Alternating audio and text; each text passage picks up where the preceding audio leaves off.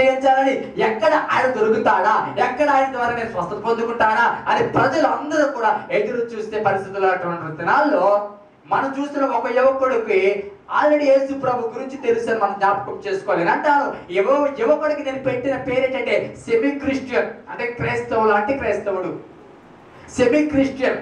పూర్తి క్రైస్తవుడు కాకపోవచ్చు కానీ సెమీ క్రిస్టియన్ అంటే క్రైస్తవ అవగాహన కలిగిన వాడు. బాగా గమనించండి, ఎందుకంటే ఆ యువకుడు అడిగిన ప్రశ్నలోనే అతడి యొక్క వెనక చరిత్ర కానీ ఆ యువకుడు అడిగిన ప్రశ్నలో అతని అనుభవం అనేది కనబడుతుంది. ఏమన్నాడంటే, ప్రభువా నిత్య జీవమునకు వారసుడగుటకు చెప్పండి నేనేమి చెయ్యాలి? ఈ ప్రశ్న ఆ యువకుడు లేకపోతే ఆ వ్యక్తి వచ్చి నిత్య జీవమునకు వారసుడకు నేను ఏం చేయాలి అని ప్రశ్నించాడంటే నిశ్చయముగా అతడి హృదయంలో ఒక ప్రశ్న ఉంది, నిశ్చయముగా అతడి హృదయంలో ఒక ఆలోచన ఉంది, నిశ్చయముగా అతడి హృదయంలో ఒక డౌట్ ఉంది. ఏంటి అంటే, మనం నివసిస్తుంది ఇది నిత్య జీవము కాదు, మనం నివసిస్తుంది ఇది టెంపరీ, మనం నివసిస్తున్న సుఖాలు కానీ అనుభవిస్తున్న ఇవన్నీ కూడా ఇవి టెంపరీ. నిత్య జీవం అనేది కోట ఉంది, దానికి వారసులు అవ్వాలంటే ఇలాగ అవుతే కుదరదు. అది ఏదో ప్రత్యేకమైన ఉండాలి, దానికి ప్రత్యేకమైన క్వాలిఫికేషన్ ఉండాలి, అది ప్రత్యేకమైన కేటగిరీ. కాబట్టి అది వెళ్ళాలి అంటే ఏదో ఒక మార్గం ఉంటుంది, ఆ మార్గం గుండా వెళ్తేనే తప్ప ఆ నిత్య జీవం వారసత్వం అనేది రాదు. నిత్య జీవం వారసత్వం పొందాలంటే తప్పకుండా ఈ లోక శరీర సంబంధమైన వారసత్వాన్ని విడిచిపెట్టాలి, ఈ లోక సంబంధమైన శరీర సంబంధమైన ఆశలను విడిచిపెట్టాలి. కాబట్టి అది నిత్య జీవం వారసుడానికి ఏం చేయాలి అనే ప్రశ్న ఆ వ్యక్తిలో ఉందని మొట్టమొదటిగా మనం జ్ఞాపకం చేసుకోవాలి. దానికి స్తోత్రం కలిగింది కాక అతడిలో లేచిన ఆ ప్రశ్న, అతడు ఉద్భవించిన ఆ అనుమానము యేసు ప్రభు దగ్గరికి చెప్పండి నడిపించింది. అతడిలో ఉన్న ఆలోచన నిత్య జీవం పొందాలి అంటే ఒక విధంగా చెప్పాలంటే అతడు పరలోకం రాజ్యంకి వెళ్ళాలని చెప్పండి తాహతపడే వ్యక్తి, దేవుడి సన్నిధిలో ఉండాలని ఆలోచన లేకపోతే ఆ యొక్క ఉద్దేశము ఆ వేదన కలిగిన వ్యక్తి అంటే దాన్ని మనం చెప్పొచ్చు సెమీ క్రిస్టియన్ అని చెప్పవచ్చు. ఇంకో విధంగా చెప్పాలంటే పరలోక రాజ్యముకు చేరబడే యాత్రికులలో ఒక యాత్రికుడు, నిత్య జీవానికి వారసుడు అవ్వడానికి ఎవరైతే ప్రయత్నం చేస్తున్నారో ఆ గుంపులో ఒక వ్యక్తిగా మనము ఈ వ్యక్తి గురించి చెప్పచ్చు. దయచేసి లుక్ అట్ మీ, నా వైపు చూడండి, శ్రద్ధగా వినాలి. అర్థమవుతుందని చెప్పింది, అర్థమవుతుందా? ఈ యొక్క ప్రశ్న అతడి మనస్తత్వాన్ని బలపరుస్తుంది. ఆ యొక్క ప్రశ్న అతడి యొక్క ఆలోచనను ప్రతిబింబం చేస్తుంది. ప్రశ్న అతడిలో ఉన్న అనుమానం కానీ అతడిలో వచ్చిన ఆ యొక్క ఆలోచనను స్పష్టంగా మనకి కనబడుతుంది. నిత్య జీవమునకు వారసుడు నగటుకు నేనేం చేయాలి?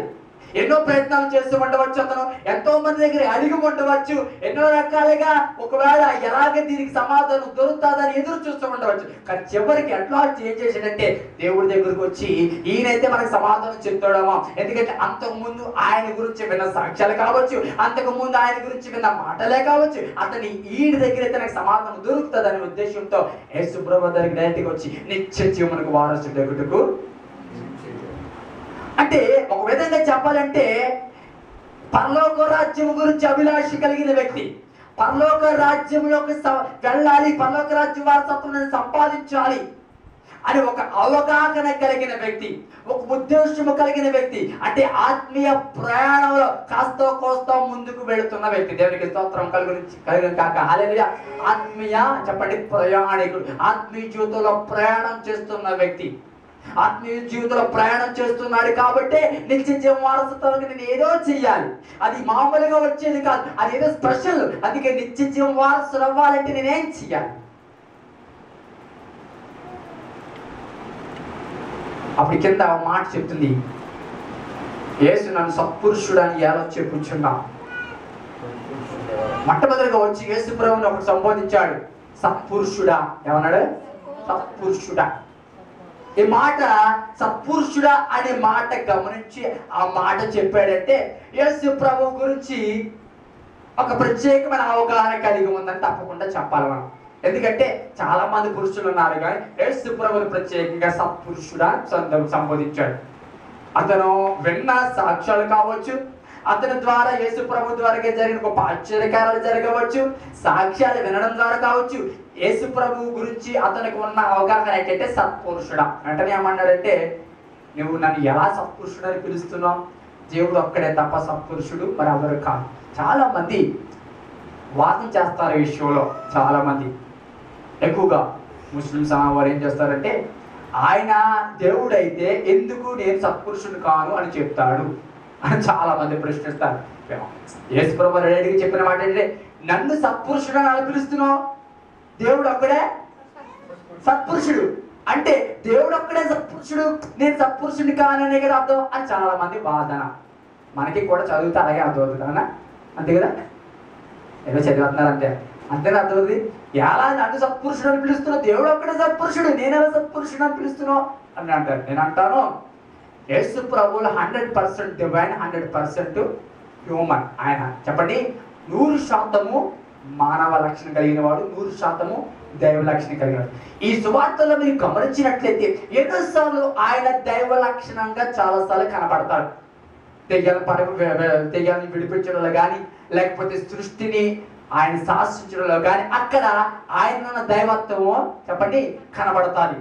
ఆయనలో మానవత్వం చూడండి. లాజరు చనిపోయిన తర్వాత మేరీ మరి అందరూ ఏడుస్తుంటే ఈయన కూడా చెప్పండి వాళ్ళతో నిలబడి కన్నీళ్లు విడిస్తాడని మాకు స్పష్టంగా చెప్తుంది. అక్కడ ఆయనలో మానవత్వం కనపడుతుంది.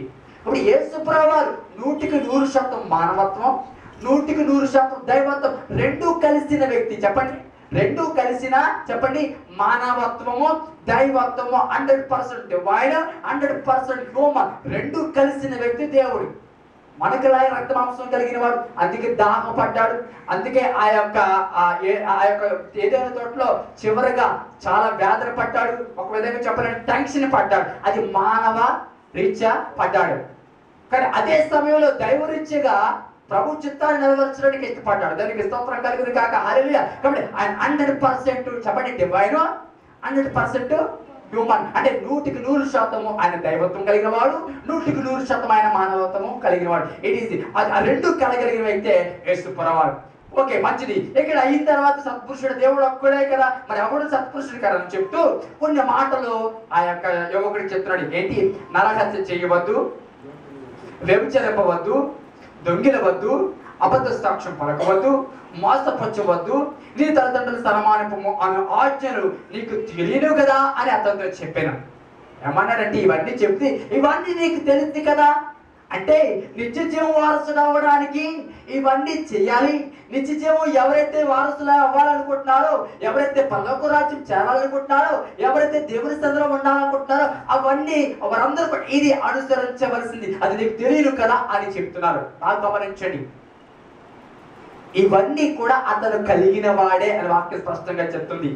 ఇలా చెప్పినప్పుడు ఆ వ్యక్తి ఏమన్నాడంటే ఇవన్నీ కూడా బాల్యము నుండే చెప్పండి బాల్యము నుండే నేను అనుసరిస్తున్నాను. బాగా గమనించండి, బాగా ఇక్కడ విషయాన్ని గమనించాలి. ఇవన్నీ కూడా ఈ వ్యక్తికి ఎప్పటి నుంచి ఉన్నాయి?